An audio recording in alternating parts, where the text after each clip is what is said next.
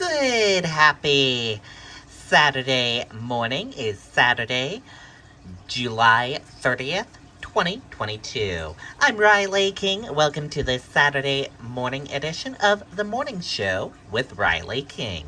It's time to rise and shine and get this Saturday off to a good start. Let's get it started right now with The Morning Show with Riley King. Let's begin with your news first. First up, Russia responds to possible prisoner swap. Let's take a listen to that video from ABC News.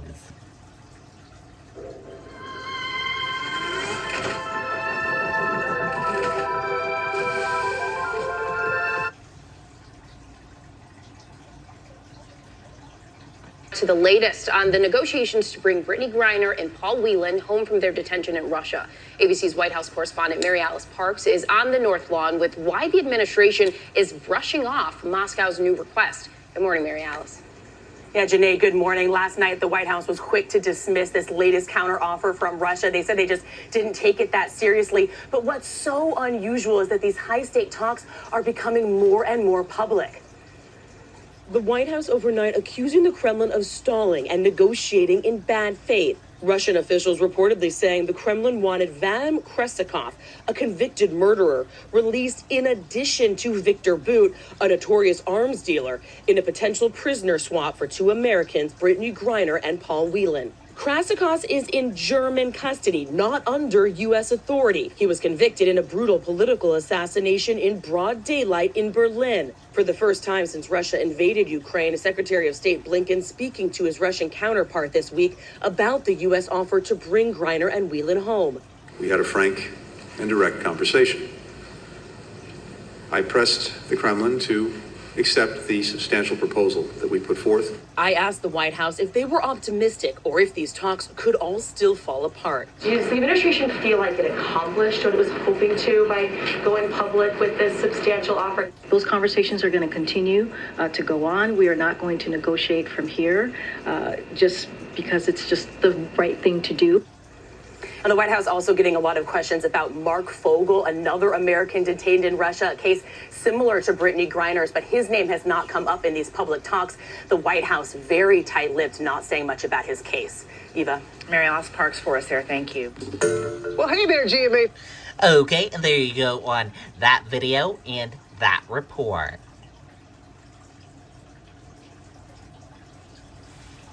"9/11 Victims Families Slam event at Trump's golf club." Let's take a listen to that video from ABC News.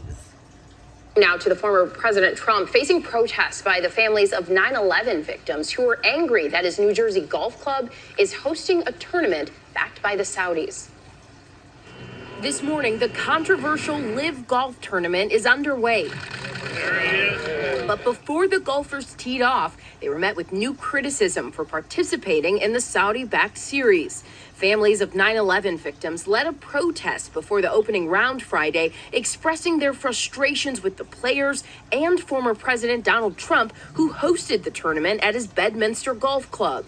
Today we call for accountability. Today we call for justice. The Saudi Arabian government and whoever attaches their name and reputation to this farce must be called out for what they're doing. We're standing here in the backyard of where 750 people were turned to dust. Families of the victims accusing Trump of turning his back on the U.S. Nobody's gotten to the bottom of 9/11, unfortunately, and they should have, as to the maniacs that did that horrible thing to our city, to our country. In 2016, Trump directly blaming the Saudis for the attack on 9/11. Who blew up the World Trade Center? It wasn't the Iraqis, it was Saudi. Take a look at Saudi Arabia. Open the documents. Because frankly, if you open the documents, I think you're going to see that it was Saudi Arabia. Last year, the FBI declassifying those documents under President Biden, detailing connections Al-Qaeda and most of the hijackers had with Saudi nationals. The Saudi government has always denied any involvement. Tim Frolick, a 9/11 survivor, calling out the former president. Mr. Trump, we now have the documents. Simply, you lied to our face. And despite that criticism, in October, Trump will host another Saudi-backed tournament, this time at his South Florida golf club. Well, hey there, GMA fans. Okay, and there you go on that video and that report.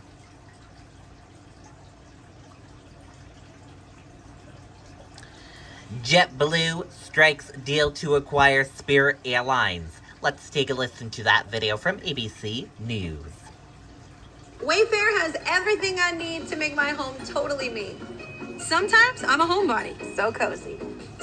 The big merger in the airline world you probably heard about, JetBlue striking a deal to acquire Spirit Airlines. ABC's transportation correspondent Gio Benitez looks at the potential impact for travelers and their pocketbooks. This morning with JetBlue saying it's buying ultra-low-cost carrier Spirit Airlines, some major questions. Is the U.S. airline industry about to see a major shift? And how will it affect you, the consumer? I think it's bad news for travelers. Scott Keyes, founder of Scott's Cheap Flights, is one of the many people concerned that the move could raise ticket prices. Competition between airlines is the single biggest determinant of how many cheap flights you see on any given route. He says Spirit is an anchor in the airfare market, with fares as low as $44 each way, but not including extras like a larger carry-on or seat assignment. Kai says big airlines like Delta and American will lower their prices to compete with Spirit on the same routes. They need to drop those fares to try to compete and get more customers. The announcement of the deal after rejecting another proposal from ultra-low-cost carrier Frontier, with Frontier announcing a sale of 1 million seats for $19. JetBlue CEO Robin Hayes says the deal could be a solution to the lack of competition in the industry, and that Spirit and JetBlue will continue to advance our shared goal of disrupting the industry to bring down fares from the big four airlines. But it's not a done deal. Next month, Spirit shareholders will vote on the potential acquisition. Then, what may be a tough regulatory review, the Department of Justice will look at the deal. They'll try to model what will happen with one fewer airline. What will that do to route structure, to load factors and capacity, to fares? Now, if this goes through, JetBlue will gain Spirit's planes, pilots, and routes. What's not clear is if JetBlue will keep Spirit's low-cost fares. And that, of course, is something that U.S. regulators will be looking at very closely, guys. Regulators and travelers, our thanks to Gio. Well, hey there, GMA fans. Okay, and there you go on that video and that report. Illinois lottery site claims Mega Millions winning ticket sold. Let's take a listen to that video from ABC News. Of course, lots of people, as Sam noted, went to sleep overnight hoping to wake up this morning as America's newest billionaire from the Mega Millions jackpot. ABC's Ike Ajachi, definitely one of them. He's there in Washington with what we know this morning. It's obviously not us. That much we do know. That's right, Wade. Good morning. It truly was a drawing of a lifetime. And this morning, we now know that there has been a jackpot winner. And just as you said, yeah, it's not me. Now, that very lucky person bought that winning ticket for $1.28 billion in Illinois. Now, they're going to have the option to take 30 annual payments over 29 years or an immediate cash lump sum of just over $747 million. That's before taxes, of course. Now, it's important to note most people do choose that lump sum. But guys, this is huge. It's the second largest Mega Millions jackpot in history. Now, as for other winners, anyone who wins a prize of $250,000 or greater, they can ask that their name and municipality be kept confidential. That's according to the Illinois Lottery, of course. Now, the odds of winning this jackpot, they were slim. 1 in 303 million. You had a better chance of having a toilet-related injury, whatever that means, or even being named a saint, believe it or not. Now, that huge Mega Millions jackpot, it really added to the state school aid fund. For every dollar spent on a lottery ticket, 61 cents went to the school fund. 28 cents went to, obviously, the school fund. Actually, 61 cents went to the winner. That'd be a little funny. 28 cents went to the school fund. 9 cents went to convenience stores and local businesses. And, of course, 2 cents went to the lottery. Guys? How did you do that with a straight face? I want to know the odds of a toilet-related injury. I actually want to know that. We're going to have our I-team look into it. Oh, my God. We appreciate you very much. We heard nothing after the toilet Exactly. How does that injury work out? We need to know. Mm-hmm. All right, I'm from Illinois, so I can't wait to find out which one of my cousins won. Well, hey there, G. Okay, there you go on that video and that report. And we're going to switch gears now, and let's go into weather. Let's take a look at the weather across the United States for this Saturday.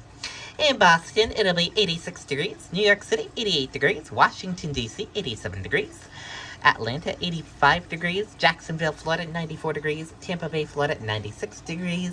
Miami, Florida, 88 degrees. Dallas, 99 degrees.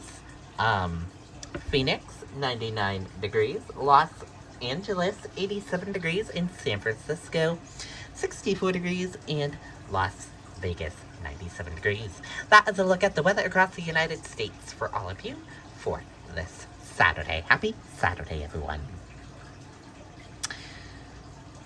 And let's switch gears now. Take a look at this. Inside the new Disney Plus docu-series, Light and Magic. Let's take a look right now. You've got a way with words. Use them to lead people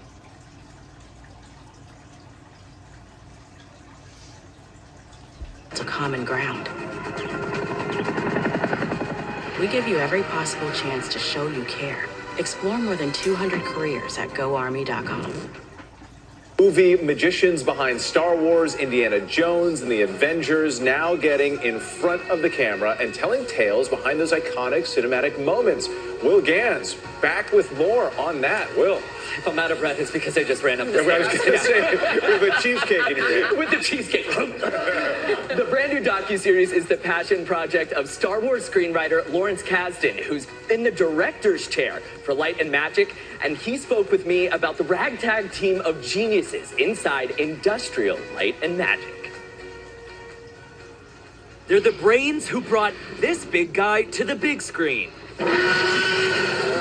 The wind beneath the Millennium Falcon's wings. And now they're the stars of a new docuseries on Disney+. When I was writing Star Wars, there were no special effects houses in the world. So how are we going to do the effects? Light and Magic takes viewers to a galaxy far, far away. And inside Industrial Light and Magic, the 16-time Oscar-winning special effects team responsible for everything from Forrest Gump's face-to-face with JFK to Leo's face-off with a bear. Everybody's seen the results of ILM, but no one has really seen what these people are like. And they're amazing. The 6-part series from director Lawrence Kasdan, who called in a few famous friends to help. It's like the Avengers of cinema, right? Like, you have Lucas, you have Favreau, you have everybody. The real truth is that those directors and those Avengers all have this enormous affection and feeling of responsibility to ILM. ILM helped create them. ILM, created by George Lucas nearly 50 years ago. First experienced by Kasdan after one of his scripts was bought by an up-and-coming filmmaker. Steven Spielberg bought one of them, and that led me to George and Steven together. Why did it have to be snakes? And the rest is history. It worked out pretty well. Which is why for Kasdan, this project was written in the Star Wars. When I was a kid, when I was about 10 years old, I decided this is what I wanted to do. But that magic, I wanted to be part of that. By luck and by work, I got to be part of that, still am. Nobody worked harder. We were the Rebel Alliance. Light and Magic is streaming now on Disney Plus, and I'm not saying that I binge watched all 6 episodes in the last 24 hours, but it's fair to say that the force is strong with this one. Wow. I'm very impressed. impressive. I feel like we're the Rebel Alliance. Yeah. You are the Rebel Alliance. Yeah. Also, Will, I like that you keep your Emmys in the kitchen, too. I Is that know, a regular I thing know. when you do The your Emmys interviews? go wherever my Zoom camera is. Naturally. Right behind you. It's built in. You know. We love it. We love it. Thank you, All Will. right. Well, hey there, GMA fans. Okay, and there you go. Cool. And we're gonna switch gears now. Let's go into entertainment news. And today in entertainment news, take a look at this. Shakira's legal battle over alleged tax fraud. Let's take a listen to that video right now. Introducing Fidelity Managed Portfolios. We'll build and manage a diversified stock portfolio tailored to what matters to you, with personalized tax-smart investing strategies designed to help you keep more. A new way to have a professionally managed stock portfolio. Now, though, to our GMA cover story and Shakira's legal battle, the global superstar facing tax fraud allegations. Alex Brachet is back with that. Alex, good morning again to you. Hey, Janae. Yes, we are used to seeing the pop star light up the stage. Well, soon she will take center stage in a Spanish trial. Serious jail time, a possibility. Shakira. Prosecutors in Spain say they will request that international superstar Shakira be sentenced to more than 8 years in prison if she's convicted on tax fraud charges in Spain. The Spanish government is accusing the Hips Don't Lie singer of failing to pay 14.5 million euros in taxes between the years 2012 and 2014. The Spanish government has made no secret of going after celebrities for tax evasion. We've had Lionel Messi, Cristiano Ronaldo, and now Shakira.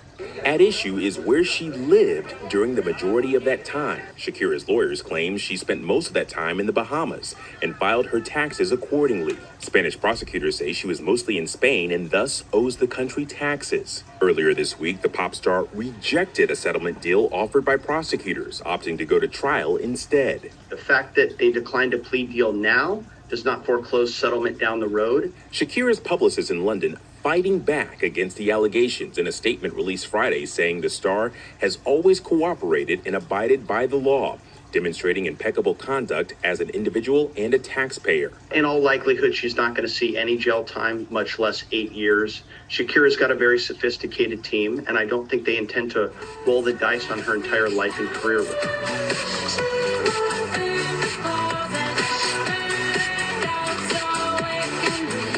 Now, just 2 years after lighting up the Super Bowl stage, Shakira faces 6 charges and an additional fine of 24 million euros.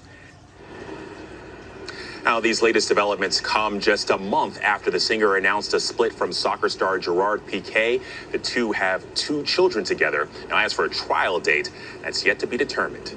Janae? All right, we'll be watching that. Alex, thank you so much. Well, hey there. Okay, and there you go on your entertainment report. And that does it for this morning edition of The Morning Show with Riley King. Thank you for tuning in and watching. Have a great rest of your Saturday, everyone. Goodbye.